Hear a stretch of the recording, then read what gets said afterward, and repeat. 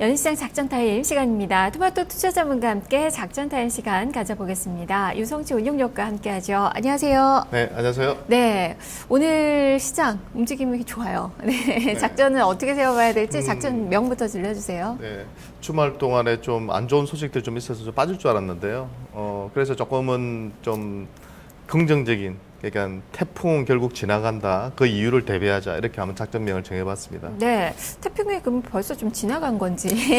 네, 왜 이렇게 정하셨죠? 오늘 분위기만 보면 지나간 것 같아요. 일단 그리스 문제가 가장 컸기 때문에요. 제가 워낙 지금 문의사항이나 상담을 해드릴 때 가장 문의가 많은 게 뭐냐면 그리스의 디폴터가 되고 그리스가 유로존에서 이제 그렉시트 이탈하게 되면은 문제가 생기지 않느냐 이런 우려들을 많이 하고 계신데요. 그런 관점에서 크게 우려하지 마라. 결국 태풍은 지나가고 다시 고요한 세상이 오니까 그 시점을 우리는 대비해서 오히려 이 길을 좀 기회로 활용하는 그런 전략을 좀 구사하자는 관점에서 제목을 정해봤습니다. 네, 태풍은 결국 지나간다. 그 이유를 대비하라. 그렇다면 어떻게 대비를 해야 될지 먼저 미션부터 좀 들어보죠. 네, 일단 그리스 디폴트 부분은 이 우려가 있는데요. 이 부분에 대해서 제가 오늘 좀 살펴드릴 거고요. 그 다음에 미국 FOMC가 지난주에 있었는데요. 예상외로 지금 금리 인상이 빠르게 진행되지 않을 거라는 힌트를 좀 얻을 수 있었고요. 세 번째로는 기관이 지난주에 상당히 많이 샀습니다. 그래서 어떤 변화가 있는지 같이 한번 살펴보려고 합니다. 네, 자 먼저 그리스.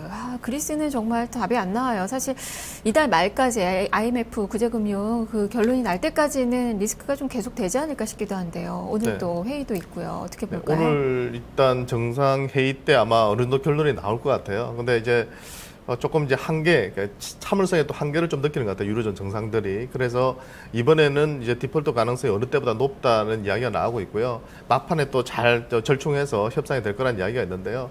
일단 제가 하나 말씀드릴 수 있는 부분은 이미 이 약재가 충분히 시장에는 저는 반영이 되어 있다 보고 있고, 그 부채라는 것이 민간은행들의 부채가 아니라 잘 따져보면은 ECB가 빌려준 돈하고요. IMF가 빌려준 돈이거든요. 이미 부채가 공공화되어 있다 볼 수 있습니다. 그렇기 때문에 저는 그리스가 설령 디폴트로 가더라도 그 충격이 일시적일 가능성이 상당히 높고요. 그 영향이 장기화될 가능성은 별로 없다고 봐요. 그래서 주식 투자하시는 분들 입장에서 볼 때 그리스 문제를 가지고 겁을 먹을 필요는 전혀 없다고 보고 있고, 이미 공공화되어 있는 상태에서 금융시장의 붕괴라든지 예전에 미국 금융위기처럼 확산될 가능성은 저는 전혀 없다 보고 있거든요. 그렇기 때문에 너무 우려하지 마시고요. 오히려 지금 그 만기 금액을 보면은 7, 8월 달에 좀 더 많이 몰려 있습니다. 그래서 이번 6월 말까지는 ECB가 어른도 지원 프로그램을 통해서 돈을 유동성을 좀 지원해 준다면 어떻게든 좀 감동을박은 있겠지만 이번 달 말까지는 잘 마무리되지 않을까 저는 생각을 가지고 있고요. 문제는 7월 말 8월 초에 또 자금이 많이 돌아오거든요. 그때는 ECB가 도와주지 않으면 실제로 디폴트로 갈 가능성이 있어 보입니다. 근데 저는 그 충격은 제한적이다. 그렇기 때문에 너무 겁먹지 마시고 오히려 그런 이유 때문에 주식시장이 빠진다면 그걸 이용해서 오히려 매수의 기회를 활용하실 필요가 있지 않나 생각을 가지고 있습니다. 네, 일단 시장에서는 유로존에서는 또 많이 대비를 하고 있는 그 상황이고, 시장에서도 심리적으로는 좀 많이 반영이 된 그 상황이고, 단지 외국인 투자가들의 자금이 지금 빠져나가고 있어서 유럽계 쪽으로의 자금이 실질적으로 지금 영국계 중심으로 좀 나오고 있는 그 상황이거든요. 네. 이 부분은 심리적인 문제가 아니라 지금 현실적인 문제잖아요. 네, 조금 영향이 좀 더 있지 않을까요? 일단 이제 그리스가 이제 디폴트가 되고, 지금 또 보면 지난주에만 하루 만에 몇 조 원이 돈이 빠져나가고 이런 사태가 지금 그리스은행에서 펼쳐지고 있는데요. 아무래도 지금 그리스가 디폴트 되고 자본 통제로 들어가게 되면은 문제가 좀 생길 수 있기 때문에 일시적으로는 돈을 지금 빼나가는 그런 흐름 같습니다. 근데 이것이 장기화될 거라 생각하지는 않고 있고요. 일시적인 현상이다. 오히려 그 불확실성이 해소돼 버리면, 디폴트로 가더라도 불확실성이 해소돼 버리면 이런 자금 이탈은 저는 제한적일 거라 보고 있어요.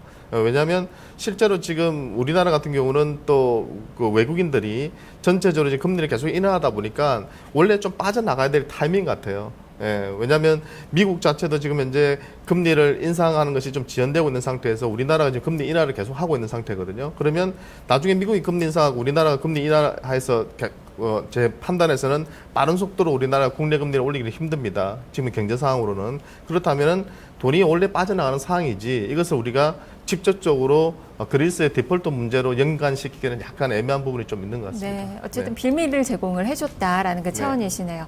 자, 그리고 FMC, 자, 연간 경제 성장률 전망 하향 조정을 좀 주셨는데요. 네. 어떤 의미인가요?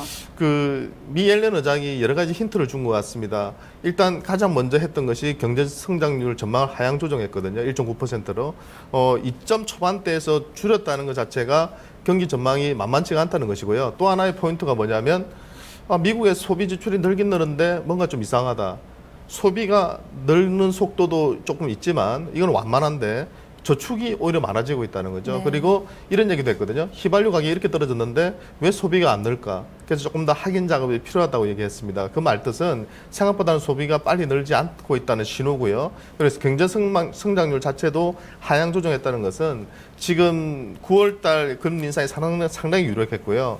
9월 달에 한 번, 12월 달에 한 번 하는 것이 거의 정설이었는데요. 지금은 그 옐런 의장의 이 FOMC 회의 발표 이후에는 12월 달에 한 번 하지 않을까 하는 네. 것이 지금 확률이 계속 높아지고 있는 상황이거든요. 지금 돌아가는 상황을 봤을 때는 그럴 가능성도 있어 보입니다. 그리스 문제까지 겹쳐가지고요. 그렇기 때문에 오히려 지금 미국의 금리 인상은 상당히 제한적으로 저는 완만하게 상승할 가능성이 높다 보고 있고요. 지난번에도 제가 한 말씀드린지 모르겠지만 미국이 금리 인상을 2년, 3년 가파르게 제로금리 수준에서 올렸던 것이 딱 한 3번 정도 있습니다. 1910년대, 20년대, 그다음에 1990년대 후반대가 있었는데요. 그 3번을 보면은 금리 인상의 속도가 문제이지 금리 인상 자체가 문제는 아닌 것 같습니다. 2번은 올랐거든요, 오히려 금리 인상 구간에. 근데 문제는 금리 인상 속도를 빠르게 했을 때 시장이 폭락했습니다. 그렇기 때문에 이번에 옐런 의장의 그런 여러 가지 발언의 신호들을 우리가 해석해 본다면 완만하게 천천히 올릴 가능성이 높기 때문에 주식시장에 큰 충격을 주지 않고 잘 마무리될 걸로 저는 생각하고 있습니다. 네, 일단 네. 금리 인상의 그 우려감은 또 많이 또 지연이 좀 되고 있다는 쪽으로 많이 포커스가 맞춰지는 것 같아요. 그리고 기관의 반격을 주셨는데 네. 닷새째 기관은 사고 있습니다. 네, 정말 참 기특하더라고요. 네. 원래 기관들이 좀 거꾸로 매매를 많이 하잖아요. 네네. 저도 그게 보면 참 안타까운데요. 저희도 뭐 토마토 투자자문이니까 기관이긴 하지만 좀 살 때 같이 사주고 하면 좋은데 이제 2,100 이상 갔을 때 상당히 한매가 많이 들어오면서 또 어쩔 수 없이 물량을 매납할 수밖에 없었는데요. 이번엔 조금 다른 것 같아요. 특히 이제 우리 금통위에서 또 이번에 또 금리를 또 한 번 단행함으로써 주식 투자의 매력이 상당히 높아지고 있고 실제로 5월 말 이후로 지금까지 주식형 펀드 쪽으로는 자금이 꾸준히 유입되는 그런 현상이거든요.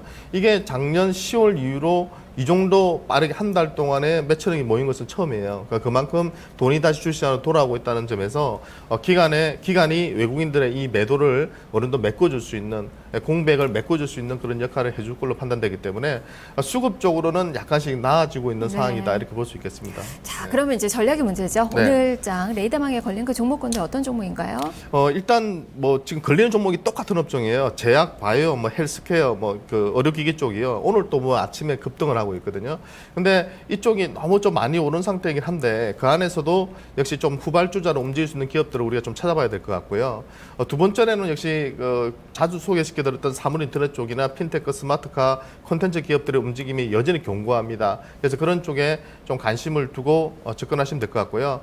그리스 부채 부분 아까도 말씀드렸듯이 공고화되어 있는 상태이기 때문에 시장의 충격은 제가 볼 때는 제한적이다. 그러니까 오히려 이번 태풍을 기회로 잘 활용하시면 좋은 기업들을 싸게 잡을 수 있을 것 같습니다. 네, 그렇다면 네. 관심주로 좀 제시해 주실 만한 종목이 네. 있으실까요? 오늘은 제가 한 종목만 가져 나왔는데요.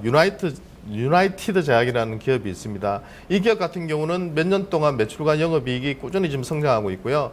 실제로도 52주 신고가를 꾸준히 경신을 하고 있습니다. 최근에 이제 어른도 조정 이후에 다시 직전 고점 돌파를 시도하는 패턴인데요. 계량신약 쪽에서 상당히 장점이 있는 회사고요.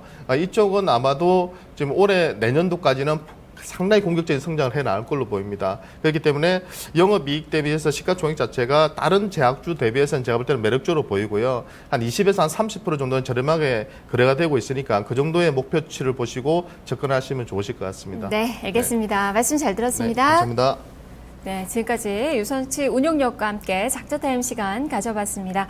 양시장 모두 플러스권의 움직임 기록이 되고 있는데요. 그래도 종목에 대한 고민은 많으시죠? 자, 12시에 증시 타파 시간에 여러분의 포트폴리오 진단 시간이 마련이 되어 있습니다. 지금 전화 접수 받고 있습니다. 서울전화 022128-3388번, 2128-3388번을 이용하셔서 지금 신청하시며 포트폴리오 진단 받아보실 수 있으니까요. 많은 참여 부탁드리겠습니다. 자, 남은 시간도 성공 투자하시고요. 저는 내일 다시 찾아오겠습니다. 시청해주신 여러분 고맙습니다.